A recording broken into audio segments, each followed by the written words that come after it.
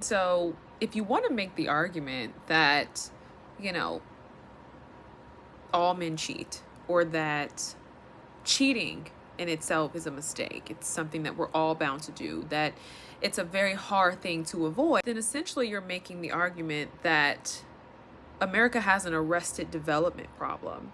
And if you're following Scott Galloway and the, other men in this sphere who argue that there's a boy crisis or a man crisis, right? Then what you're saying is that men have a hard time, right? Maturing, becoming men, right?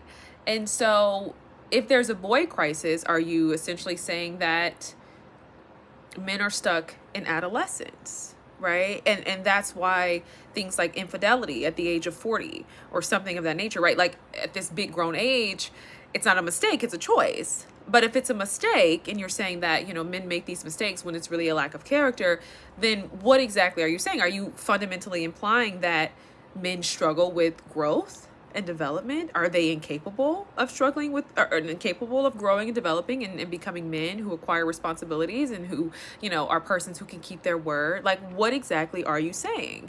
And so we wonder why things kind of get lost in this pot, okay? Because what we're defending is actually something that's very stereotypical, and it's very harmful to the same persons that we're trying to defend, right? Being justified or constantly being rescued in bad behavior is a recipe for arrested development. And if you're saying that such persons are of a different gender and fundamentally do not have the capacity to grow, to develop, to be persons of integrity, then that's another thing, right? But I don't think you guys actually know what you're saying, right? I don't even think people, like the arguments that we make, what exactly are we saying? Because you never really do anything once, right? When you're young, you kind of learn right from wrong. You realize, okay, this is a mistake. This is going to hurt somebody. So are you saying that men don't have the same level of, the same amount of experiences as women in terms of, character development? Are you saying that there's something inherently flawed within our society that limits men to the amount of exposure and hardship that would actually grant them the opportunity to grow and develop?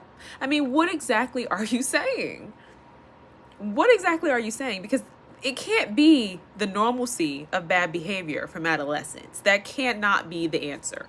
That cannot be what you're justifying.